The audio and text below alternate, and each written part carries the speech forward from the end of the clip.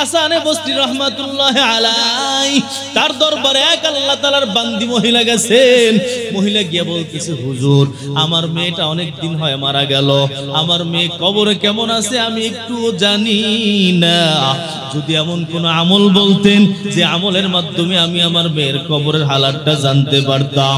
হে নবীর উম্মত, হাসানে বসরি রহমাতুল্লাহ আলাইহি বললেন, মা শোনো, একটা আমল করো, এই আমলের মাধ্যমে আল্লাহ তাআলা তোমার মেয়েকে অবশ্যই তোমাকে স্বপ্নে দেখায় দিবে। কি আমল? 4 রাকাত নামাজ পড়বা। 4 রাকাত নামাজের মধ্যে সূরা ফাতিহার পর 4 রাকাতের মধ্যে সূরা আল হাকুমুত তাকাসুর পড়বা।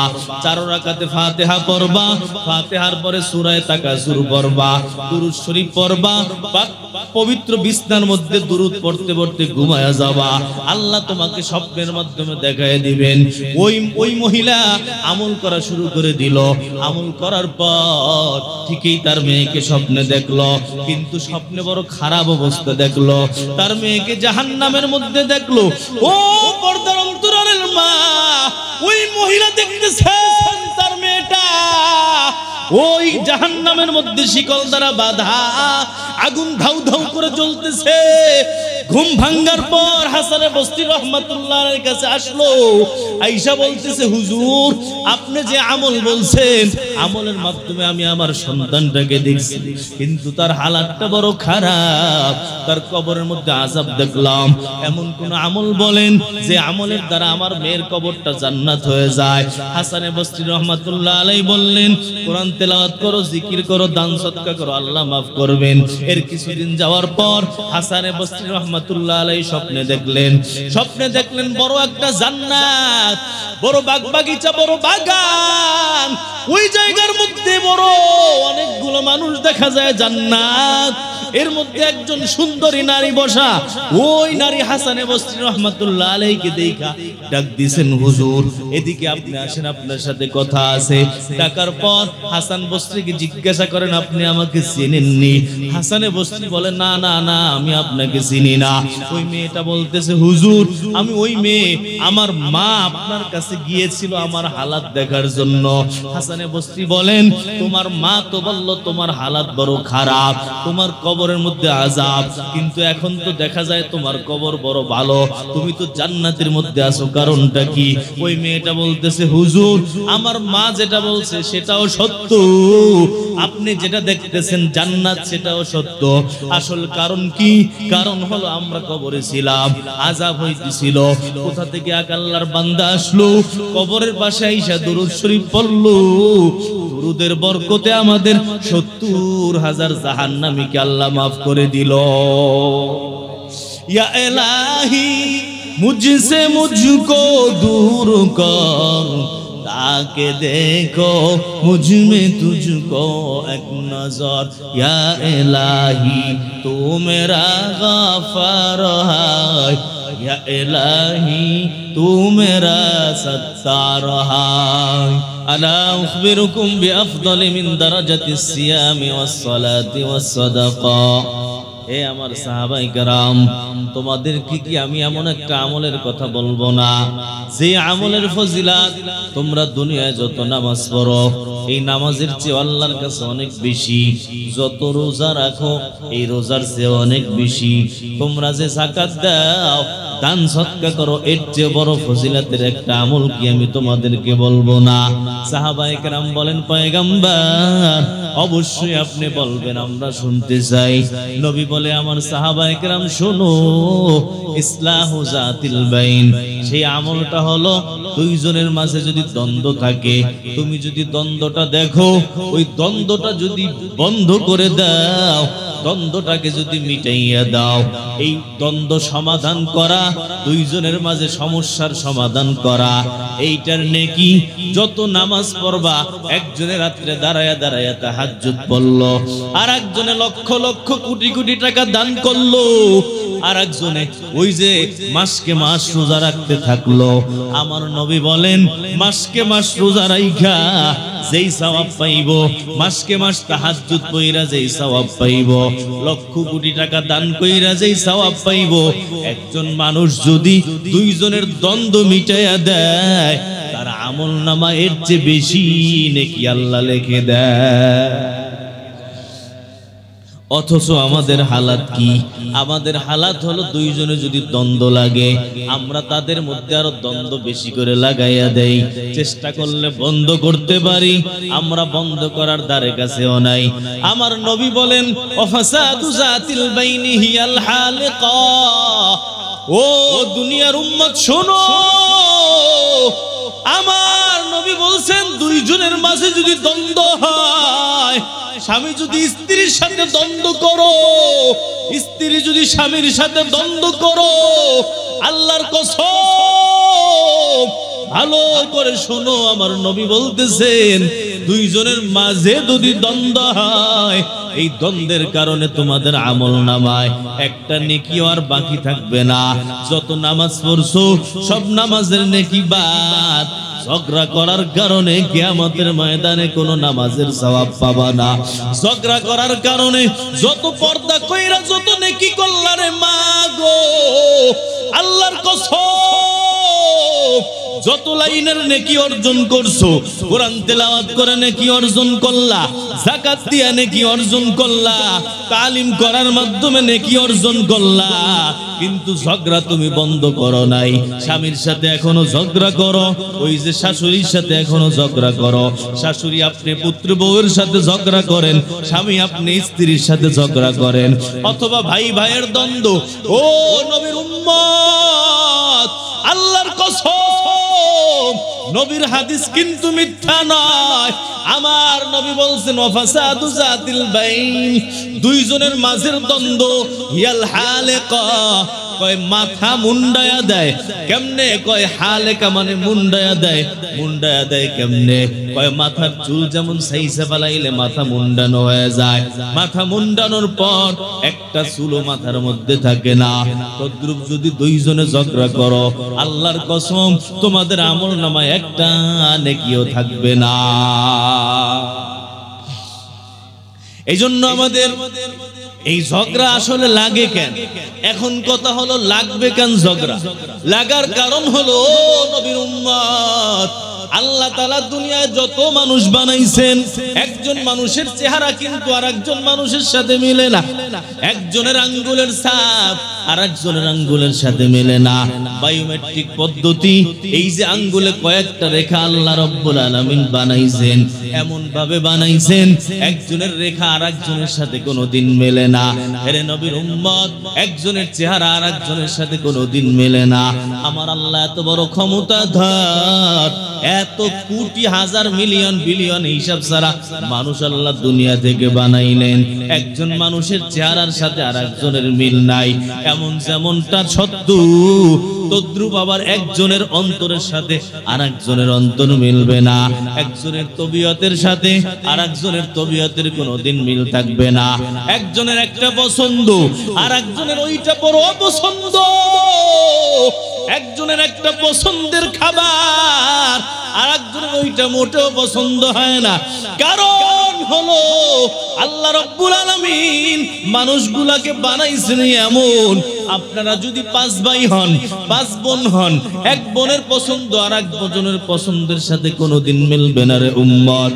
একজনের চাহিদার সাথে আরেকজনের চাহিদা কোনোদিন মিলবে না। আল্লাহ তাআলা যেমন এমন ভাবে একজনের তবিয়তকে আলাদা করে বানাইছেন, আরেকজনের তবিয়তের সাথে মিলবে না। একজনের চেহারা আরেকজনের চেহারার সাথে মিলবে না। একজনের হাতের ছাপ আরেকজনের সাথে মিলবে না। আরে নবীর উম্মত, তবিয়ত যখন ভিন্ন, এক জায়গা 5 জন যখন একত্রিত হবে, তখন ঝগড়া অবশ্যই তাদের মধ্যে লাগবে। তবিয়ত যখন আল্লাহ ভিন্ন বানাইছেন, একজনে একটা পছন্দ করে, স্বামীর তবিয়ত ভিন্ন, স্ত্রীর তবিয়তটাও ভিন্ন। স্বামী স্ত্রীর তবিয়ত কিন্তু এক না।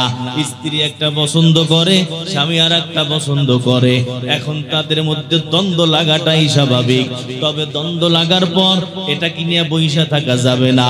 যদি নবীর উম্মত হই, নেকিগুলা যদি আমলনামায় পাইতে যায়, এই দ্বন্দ্ব মিটাইয়া দিতে হবে, আবার মিলমিশ করে নিতে হবে। কেমনে মিলমিশ করা যাবে? আমাদের হাজী ইমদাদুল্লাহ মুহাজিরে মক্কি রাহমাতুল্লাহি আলাইহি বড় আল্লাহওয়ালা মানুষ, রশিদ আহমদ গাঙ্গুহি কত বড় আলেম, ফকিহুন নফস রশিদ আহমদ গাঙ্গুহি ওই হাজী ইমদাদুল্লাহ মুহাজিরে মক্কির সোহবতে গেছেন, তার কাছে গিয়া বাইআত হইছেন। ওই হাজী ইমদাদুল্লাহ মুহাজিরে মক্কি রহমাতুল্লাহ আলাইহি বলেন, দুইটা আমল যতদিন পর্যন্ত করব না ততদিন পর্যন্ত আল্লাহর কসম ঝগড়া বন্ধ হবে না। যদি ঝগড়া বন্ধ করতে চাও, দ্বন্দ্ব যদি বন্ধ করতে চাও, পরস্পরে মিলেমিশে যদি থাকতে চাও, দুইটা আমল তোমাদেরকে অবশ্যই করতে হবে। তুমি পুরুষ হও অথবা তুমি মহিলা হও, যে হও না কেন, যদি পরস্পরে মিলমিশ দিয়ে থাকতে চাও, দুইটা আমল অবশ্যই করতে হবে। এই দুইটা ট্যাবলেট যদি আপনি খাইতে পারেন, আমি খাইতে পারি, তাহলে আপনার আমার দ্বন্দ্ব বন্ধ হয়ে যাবে। কেউ যদি ঝগড়া করতে আসে, আল্লাহর কসম এই ঝগড়া সে আমার সাথে কোনোদিন লাগাইতে পারবে না। এক নম্বর ট্যাবলেটের নাম হলো বিনয়, নম্রতা, তাওয়াজু। বিনয়, নম্র হও, অহংকার বর্জন করো নবীর উম্মত। ঝগড়া লাগার মূল কারণ হলো অহংকার। স্বামীর বললকে ঝগড়া লাগে কারণ স্বামীর মধ্যে অহংকার।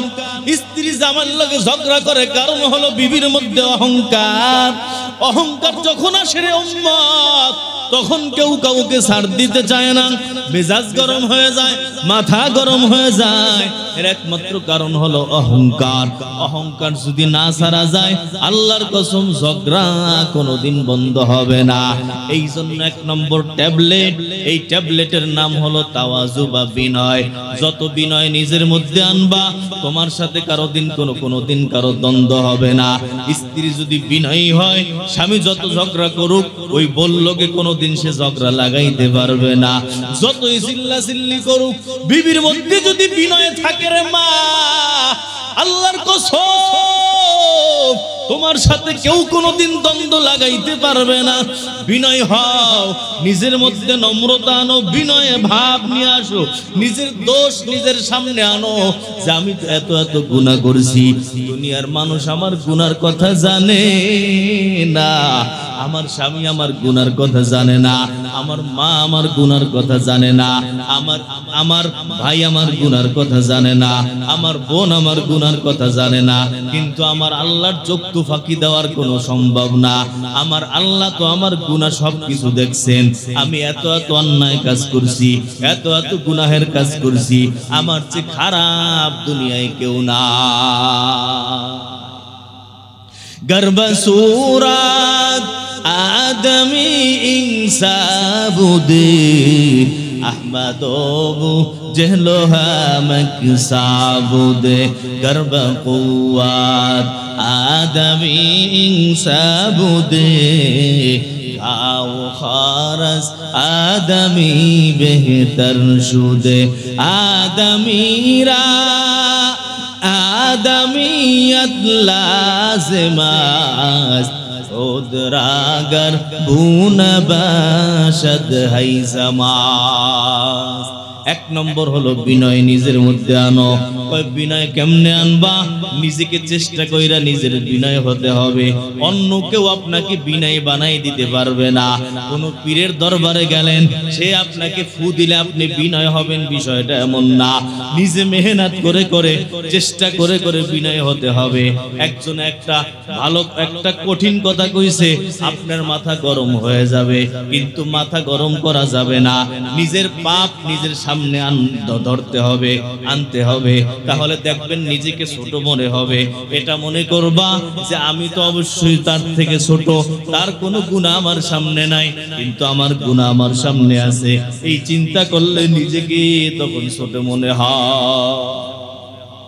আমাদের হাজী ইমদাদুল্লাহ মুহাজিরে মক্কি বলেন, 2 ট্যাবলেট খাইলে দ্বন্দ্ব বন্ধ হয়ে যাবে, স্বামী স্ত্রী আর ঝগড়া লাগবে না।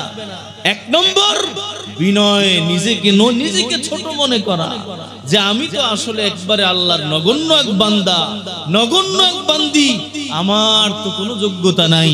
আল্লাহ আমাকে এই স্বামীর কাছে দিছে, আমার জন্য এই স্ত্রী ব্যবস্থা করছে, এটা তো আল্লাহর মেহেরবানি। আর 2 নম্বর হলো অন্যকে প্রাধান্য দেওয়া, ঈসার যেটাকে বলে।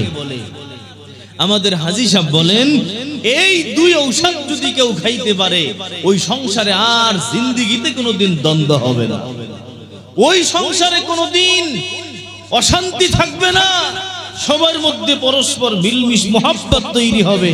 2 নম্বর হলো অন্যকে প্রাধান্য দেওয়া, নিজে খারাপটা নেওয়া আর একজনকে ভালোটা দেওয়া।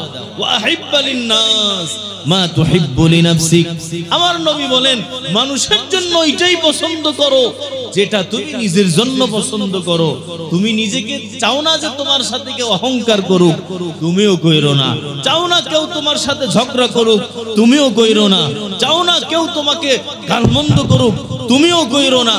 বাস তুমি নিজের জন্য যেটা চাও না আর একজনের সাথে সেটা করো না। এই জন্য আমাদের সাহাবায়ে কেরামের জীবনী, সাহাবায়ে কেরামদের হালাত আমাদের সামনে আনা দরকার। সাহাবায়ে কেরাম ইয়ারমুকের যুদ্ধের মধ্যে এই ঘটনা আমরা সবাই জানি, একেবারে মুমূর্ষ অবস্থায় পানি পানি বলে চিল্লাইতেছে। একজনে পানি এনে দিছে, হঠাৎ মুখের কাছে পানি নিছে, তো আর একজনে পানি পানি বলে চিল্লাইতেছে। তো সে বলতেছে আমার দরকার নাই, আমার ওই ভাইকে পানি দাও। তার কাছে পানি নিয়ে গেছে, সে যখন মুখের কাছে নিছে শুনতেছে আর একজনে পানি পানি বলে চিল্লাইতেছে, সেও পানি না খাইয়া আর এক ভাইকে দিয়ে দিছে। দেখেন মৃত্যুর আগ মুহূর্তে পানির কত পিপাসা, এই টাইমেও নিজেকে অন্যকে নিজের উপর প্রাধান্য দিয়ে দিচ্ছেন যে আমার দরকার নাই, আমার ভাইকে পানি দাও। শেষ মুহূর্তে যার কাছে গেছে, গিয়া দেখে ওই সাহাবী শহীদ হয়ে গেছে। ওখান থেকে ফিরে আবার আগের জায়গায় আসছে, দেখে সেও শহীদ হয়ে গেছে। আবার প্রথম জনের কাছে আসছে, দেখে সেও শহীদ হয়ে গেছে। দেখেন মৃত্যুর আগ মুহূর্তে যেখানে তার এত পানির পিপাসা, এই পানি না খাইয়া সে আরেকজনকে প্রাধান্য দিছে। এটা ছিল সাহাবায়ে কেরামের অভ্যাস। আমাদের দ্বন্দ্বের অনেক কারণ কিন্তু এইটা, আমরা ছাড়তে রাজি না, জায়গা জমি ছাড়তে রাজি না, লাইগা যায় দ্বন্দ্ব। 1 হাত 1 বিঘা রাস্তার জন্য ছাড়বে বলছে, ছাড়ে না, দ্বন্দ্ব তৈরি হয়ে যায়। বরঞ্চ আর একজনেরটা দখল করার জন্য আমরা আরো চেষ্টা করি, ঠিক কিনা? এই জন্য এই সাহাবায়ে কেরামের জিন্দেগি থেকে এই ঘটনাগুলো আমাদের সামনে আসা দরকার। 2 নম্বর আরেকটা শুনেন, রাসূলের কাছে কিছু মুসাফির আসছে। মুসাফির আসার পরে ওই মুসাফিরদের খাবার দাবারের ইন্তজাম রাসূলের কাছে নাই। তো রাসূল বলতেছেন যে এরা তো মুসাফির মানুষ, এখানে আসছে, খাবার দাবারের ব্যবস্থা করা দরকার, কেউ আসুক কিনা। এক সাহাবী হাত জাগাইছে, তো বাসায় নিয়ে তাকে গেছে। বাসায় নিয়ে যাওয়ার পর বিবিকে বলছে যে বিবি, মেহমান তো নিয়ে আসছি, খাবার দাবার আছে কিনা? স্ত্রী বলতেছে যে খাবার আছে, যদি মেহমানকে দেই আমাদের না খাইয়া থাকতে হবে, আমরা যদি খাই মেহমানের না খাইয়া থাকতে হবে। তো কি করা যায়? কয় ঠিক আছে, মেহমানদের খাবার দাবারের ইন্তজাম করো আর আমরাও মেহমানদের সাথে বসবো, তবে আমরা খাবার খাবো না। এইরকম মানুষ দুনিয়ায় পাওয়া যায় না। অনেক মা বোন তো আছে বাসায় মেহমান দেখলে স্বামীর উপর ফায়ার হয়ে যায়, এই এখন আর টাইম পায় নাই তোমার মা আসার জন্য, টাইম পায় নাই তোমার ভাই আসার জন্য, অমুকে এখন কেন আসলো, আমি রান্না করতে এখন পারবো না।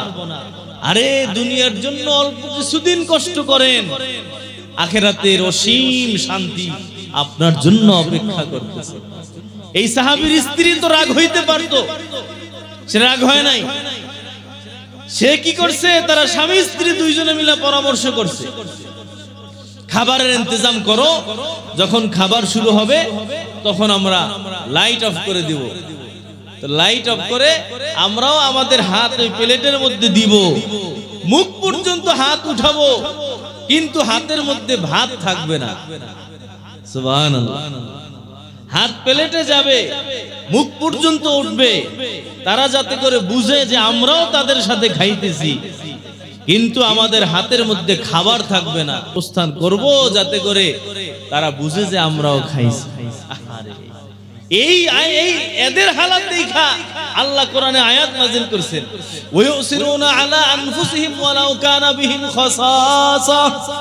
হে নবীর উম্মত মা বোনরা শোনেন, এই স্বামী স্ত্রীর আমল এমন পছন্দ আল্লাহর কাছে হইল, আল্লাহ তাআলা কোরআন থেকে আজ আয়াত নাযিল করলেন, আসমান আয়াত নাযিল করে বললেন এরা এমন মানুষ যদিও তাদের কষ্ট, তারপরও তারা অন্যকে নিজের উপর প্রাধান্য দিয়া দেয়। তারা না খাইয়া অন্যজনের জন্য খাবারের ব্যবস্থা করে, তারা নিজেদের জিন্দেগীর জীবনের দিকে তাকায় না।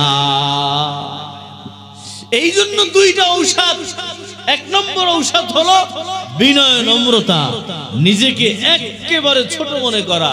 স্বামীর কাছে আমি আমাকে ছোট মনে করব যে আমার স্বামী বড় ভালো, বড় নেককার, বড় ভালো মানুষ। বাহ্যিক গুনাহ যদি নজরেও পড়ে, তারপর আমি চিন্তা করব যে আমার তো অমুক অমুক গুনাহ আছে, এগুলো তো আরো বড়, আমার স্বামী তো এর চেয়ে ভালো, আমার স্বামীর কাছে আমি নিচে থাকি। দেখেন রাসূল বলছেন কোন মহিলা যদি জান্নাতে যেতে হয় তাহলে স্বামীর সন্তুষ্ট ছাড়া জান্নাতে যেতে পারবে না। এই জিনিসটা মাথায় রাখতে হবে। আমি আপনি যত ইবাদত করি, কিন্তু স্বামী যদি আমার উপরে কষ্ট পায় তাহলে কিন্তু জান্নাত হবে না। বাকি এই কথা শুনে আবার পুরুষটা এমন না হয় যে মহিলাদের উপর জুলুম অত্যাচার করবে, এরও কোনো অবকাশ নাই। একটা পিঁপড়াকে পর্যন্ত কষ্ট দেওয়া যাবে না যদি জান্নাতে যাইতে চায়। বিড়ালকে কষ্ট দিয়া মহিলা জাহান্নামে গেছে, আবার কুকুরকে পানি খাওয়াইছে, জান্নাতে চলে গেছে। এই জন্যই স্বামী স্ত্রীর সংসার এটা আল্লাহ তাআলার পক্ষ থেকে জান্নাত থেকে বানানো এক সংসার। আপনার স্বামীকে আপনি এমনিই পান নাই, কতই তো পুরুষ আছে, তারপর এর সাথে আপনার বিবাহ কেন হইল? আল্লাহ দিছে। কেমনে দিছে? রুহের জগতে আপনারা দুইজনে এক জায়গা দাঁড়াইছিলেন, রুহের জগতে যত মানুষ জমা হয়েছে, ওখানে যেই পুরুষ মহিলা পাশাপাশি দাঁড়াইছিল, এরা যেখানেই থাকুক দুনিয়ায় আসার পরে তাদের বিবাহ শাদী হবে। এই জন্য দেখেন একজন বাংলাদেশে একজন আমেরিকান মাইয়া, ফেসবুকে দেখা যায় যে আমেরিকান মেয়ে বাংলাদেশের ছেলের মহব্বতে চলে আসছে, আইসা বিয়া শাদী হয়ে গেছে। কেমনে? কয় আল্লাহ ওদের মধ্যে লেখা রাখছে। তো এইটা চিন্তা করবেন যে আমার এই স্বামী আল্লাহ তাআলা আমার জন্য দিছে, এই আমার জন্য ভালো তাই দিছে। পুরুষও চিন্তা করব, আমার দাদা পীর বলেন জাওজায়মান লায়লায়মান, আমার বিবি তো আমার জন্য আমার লায়লা। সুবহানাল্লাহ। আমার বিবির সাথে আমার ঝগড়া করার কোনো সুযোগই নাই। হ্যাঁ, আমার স্ত্রীর সাথে স্ত্রীকে কষ্ট দেওয়ার কোনো অবকাশ নাই। স্বামীরা যদি বিবিদেরকে কষ্ট দেয়, আরে বিবি কেন, একটা পশু পাখিকে কষ্ট দিলেও জান্নাতে যাইতে পারে। এই জন্য দুইজনকেই স্যাক্রিফাইস করতে হবে। স্বামী মনে করবে যে আমার বিবি আমার চেয়ে ভালো নেককার, স্ত্রী মনে করবে আমার স্বামী আমার চেয়ে ভালো নেককার, মাশাআল্লাহ সম্মানী, অনেক ভালো মানুষ, আমি তার চেয়ে ছোট। এই চিন্তা করলে আর জিন্দেগিতে ঝগড়া লাগবে। এরপরে একে অপরকে প্রাধান্য দেওয়া, স্বামী স্ত্রীকে প্রাধান্য দিবে, স্ত্রী স্বামীকে প্রাধান্য দিবে। নিজের সুখ বর্জন করে তার সুখের চিন্তা করবে, স্বামী নিজের সুখ বাদ দিয়া স্ত্রীর সুখের চিন্তা করবে, ভাই ভাইয়ের নিজের সুখ বাদ দিয়া আরেক ভাইয়ের সুখের চিন্তা করবে। এই দুই ট্যাবলেট যদি খাওয়া যায়, ইনশাআল্লাহ পরিবারের মধ্যে আর দ্বন্দ্ব থাকবে না। আমল করে দেখেন। আমাদের হাজী ইমদাদুল্লাহ বলেন, বাস এই দুই আমল ছাড়া যত মানুষ যত ভাবেই বলুক আমরা এক ঐক্য চাই, আমরা একমত চাই, দ্বন্দ্ব হবে না, ঝগড়া হবে না, দলাদলি হবে না, কিন্তু নিজের মধ্যে অহংকার, আল্লাহর কসম দলাদলি ঝগড়া কোনোদিন বন্ধ হবে না। নিজের মধ্যে নিজের খাহেশ বেশি, আর একজনেরটা নিজে খাওয়ার চিন্তা বেশি, আল্লাহর কসম কোনোদিন তাদের মধ্যে ঐক্য কোনোভাবে সম্ভব নয়। আমাদের হাকিমুল উম্মত মুজাদ্দিদুল মিল্লাত আশরাফ আলী থানভী রাহমাতুল্লাহ আলাইহি আরেকটা কথা বলছেন। উনি আরেকটা ট্যাবলেট দিয়েছেন। সেই ট্যাবলেট কি? সেটা হলো উনি বলেন যে এই দুনিয়া খারাপ, আর দুনিয়া জিফা, দুনিয়া হলো মচা পচা মরা একেবারে পচা গান্দা। ও তালিবুহা কিলাব, এটা হাদিস না, বুজুর্গদের কথা, যে এটার পিছনে দৌড়ায় সে হলো কুকুরের মতো। দেখেন দুনিয়া এমন এক জিনিস, এটা লাগবে, আবার এইটাকে কলজার মধ্যে ঢুকান যাবে না। বাথরুমের প্রয়োজন যেমন প্রয়োজন পর্যন্তই সীমাবদ্ধ, ওই বাথরুমের মধ্যে বাথরুম যতই সুন্দর হোক কেউ গিয়ে ওখানে ঘুমায় না। এই দুনিয়াটা এমন, যতই চাকচিক্য সুন্দর হোক এটার মধ্যে কি নিজের মধ্যে কলিজার মধ্যে ঢুকান যাবে না।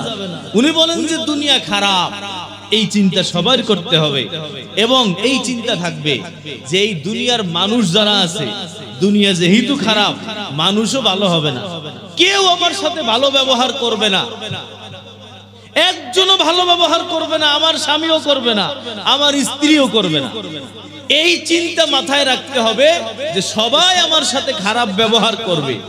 এই চিন্তা যদি থাকে, থানবী রহমতুল্লাহ আলাইহি বলেন, এরপরে যদি কেউ ভালো ব্যবহার করে তখন খুব ভালো লাগবে। আপনি বলেন আপনার দুশমন যদি আপনার সাথে খারাপ ব্যবহার করে এতটা বেশি খারাপ লাগে না কেন? জানি যে এই লোকটা খারাপ, খারাপ ব্যবহারই করে। আর যদিও মাঝে মধ্যে ভালো ব্যবহার করে দুশমনে, তাহলে দেখবেন কত আনন্দ লাগে যে মাশাআল্লাহ আল্লাহ এরা হেদায়েত দিয়েছে। তো আমাদের হাকিমুল উম্মাত মুজাদ্দিদুল মিল্লাত শাহ আশরাফ আলী থানবী রাহমাতুল্লাহ আলাইহি বলেন যে বাস চিন্তা করব কেউ আমার লাগে ভালো ব্যবহার করবে না, এখন যদি কেউ করে তাহলে ভিতরটা খুব ভালো লাগে। তাহলে এই ঝগড়া দ্বন্দ্ব থেকে আমরা ইসলাম কেমনে হব? তিনটা ঔষধ আমরা পাইলাম। তাহলে দ্বন্দ্ব বন্ধ হয়ে যাবে, ঐক্যমত তৈরি হবে, ফিতনা ফাসাদ দূর হয়ে যাবে, সমাজ সংশোধন হয়ে যাবে, সমাজের মধ্যে কোনো দ্বন্দ্ব থাকবে না। এক নম্বর, প্রত্যেকে নিজেকে ছোট মনে করবে, এমপি সাহেবও ছোট মনে করবে, মন্ত্রী সাহেবও ছোট মনে করবে, প্রধানমন্ত্রীও ছোট মনে করবে, চেয়ারম্যান মেম্বার সবাই নিজে বলবে আমার জনগণের চেয়ে আমি সবচেয়ে বেশি খারাপ। তাহলে ওই এলাকায় আর ঝামেলা থাকবে না। দুই নম্বর, সবাই আরেকজনকে প্রাধান্য দেবে, নিজের পকেট ভরবে না। আমরা কি করি? নিজের পকেট আগে ভরার চেষ্টা করি। রাস্তার কাম দিছে, ওখান থেকে কয় লাখ আগে নিজে পকেটে ভরি না। এটা দরকার ছিল যে তোমার পকেট থেকে আরো কিছু দাও, রাস্তাটাকে আরো সুন্দর বানাও। আমরা উল্টা কাজ করার কারণে আমরা নিজের স্বার্থ দেখি, আরেকজনের স্বার্থের দিকে তাকাই না, যার কারণে দ্বন্দ্বের তৈরি হয়ে যায়, ঝগড়ার সৃষ্টি হয়। তিন নম্বর ঔষধ হলো আমাদের থানবী রহমতুল্লাহ আলাইহি বলেন, বাস মনে করবা কেউ ভালো ব্যবহার করবে না, এরপর যদি ভালো ব্যবহার পাও তাহলে ভালো লাগবে, কেউ খারাপ ব্যবহার করলে আর খারাপ লাগবে না, দ্বন্দ্ব তৈরি হবে না। এইগুলো তিনটা ঔষধ এবং এর সহায়ক কিছু আমল জরুরি। আমার ইসলাহ করার জন্য, অন্তরের রোগ দূর করার জন্য কিছু আমল জরুরি। নিয়মিত কোরআনে কারীম তেলাওয়াত করা, নিয়মিত দুরূদ শরীফ পড়া। দেখেন দুরূদ এমন এক আমল, আমাদের আব্দুল হাই আরিফি রহমতুল্লাহ আলাইহি বলেন যে দুরূদ শরীফের মাধ্যমে যার যা প্রয়োজন সে সেইটা আল্লাহর কাছ থেকে নিতে পারে। এটা একটা হাতিয়ার, এর মাধ্যমে সব কিছু আনা সম্ভব, সব মনের ইচ্ছা পূরণ করা সম্ভব। কেমনে? কয়ে আল্লাহর নবী সাল্লাল্লাহু আলাইহি ওয়াসাল্লামের একটা অভ্যাস ছিল দুনিয়ায় থাকতে, নবীকে যখন কেউ কোনো হাদিয়া দিত, নবী এর জবাবে তাকে উল্টা হাদিয়া দিতেন। এমন একদিনও হয় নাই কেউ নবীকে হাদিয়া দিছে আর নবী তার জবাবে হাদিয়া দেয় নাই, এমন একদিনও হয় নাই। তো এখন নবী কবরের মধ্যে জীবিত, আমরা যখন দুরূদ পড়ি, এই দুরূদটা ফেরেশতারা নিয়ে নবীর কবরে পৌঁছায় দেয়। নাম বলে অমুকের ছেলে অমুক আপনার জন্য দুরূদ পড়ছে, দোয়া করছে। নবী বলেন ওই তখন কবরে বৈশা হাত জাগান যে আল্লাহ, ওই লোক যেই নিয়তে আমার জন্য দুরূদ পড়লো, আল্লাহ তুমি তার মনের আশাটা পুরা করে দাও। দুনিয়ায় থাকতে নবীকে হাদিয়া দিলে নবী উল্টা হাদিয়া দিবেন। কবরে নবী জীবিত, আমি যখন তার জন্য দোয়া হাদিয়া দিব, যেই নিয়তে দোয়া হাদিয়া দিব, নবী আমার জন্য ওই কবর থেকে দোয়া হাদিয়া পাঠাবেন, আমার ওই মনের আশা পুরা হয়ে যাবে। সুবহানাল্লাহ। এই জন্য দুরূদ এমন এক আমল যে আমলের মাধ্যমে দুনিয়ার সব কিছু অর্জন করা সম্ভব। কখন দুরূদ পড়বেন? কয় ঘুমের আগে দুরূদ পড়ব। দ্বন্দ্ব লাগছে দুইজনের মধ্যে দ্বন্দ্ব, ঝগড়া লাগছে। ওই সৌদি আরবের একটা আমল এখনো বর্তমানে আছে, যখন কোনো দুইজনের মধ্যে দ্বন্দ্ব লাগে, তৃতীয় এক ব্যক্তি আইসা বলি আব্দুল্লাহ সাল্লি আলান নবী, সাল্লি আলান নবী, হে আল্লাহর বান্দা নবীর উপর দুরূদ পড়ো, দুরূদ পড়ো, ঝগড়া বন্ধ হয়ে যাবে, দুরূদ পড়ো, দ্বন্দ্ব বন্ধ হয়ে যাবে। কোথাও দ্বন্দ্ব লাগলো, ওই জায়গা কি আপনি দুরূদ শরীফ পড়া শুরু করেন, দেখবেন আপনার দুরূদের প্রভাব তাদের দ্বন্দ্ব আল্লাহ তাআলা বন্ধ করে দিবে। পায়ে জিজি ধরে দুরূদ পড়লে পায়ের জিজি ধরা বন্ধ হয়ে যায়। হে নবীর উম্মত, ঘুমের আগে দুরূদ পড়ো, ওযুর মাঝখানে দুরূদ পড়ো, মসজিদে ঢুকতে দুরূদ পড়ো, মসজিদ থেকে বের হওয়ার সময় দুরূদ পড়ো, ঝগড়া লাগলে দুরূদ পড়ো, কোনো ভালো আমল করতে যাও, ভালো আমল করার আগে দুরূদ পড়ো, বয়ান করতে যাও, কথাবার্তা বলতে যাও, দুইজনে কোনো একটা মশওয়ারা করতে বসছো, আগে দুরূদ পড়া নাও, কল্যাণ মঙ্গল আল্লাহ তাআলা দিয়া দিবে। সুতরাং আমল করতে হবে। কি আমল? ওই আমলগুলো হলো কোরআন তেলাওয়াত নিয়মিত করব, জিকির নিয়মিত করব, দরুদ শরীফ নিয়মিত পড়ব। আমল যদি করি, বুজুর্গদের সাথে সম্পর্ক রেখে চলি, অন্তর কি পরিশুদ্ধ বানাই দিবে আল্লাহ। অন্তর যদি পাক হয়, জান্নাতে যাইতে আর দেরি লাগবে না। আল্লাহ তাআলা আমাদের সকলকে অন্তরের যত রোগ আছে সব রোগ দূর করে। অনেক রোগ আছে, ঝগড়া করা এটা তো একটা রোগ, আর অগণিত রোগ আছে। এই সব রোগ থেকে ইসলাম না করে যদি জান্নাতে যাওয়া কোনো দিন সম্ভব হবে না। আল্লাহ তাআলা আপনাকে আমাকে সকলকে অন্তরকে পরিশুদ্ধ করে রোগ মুক্ত করে এই দুনিয়া থেকে বিদায় নেওয়ার তৌফিক নসিব করেন। ওয়া আখিরু দাওয়ানা আলহামদুলিল্লাহি রাব্বিল আলামিন।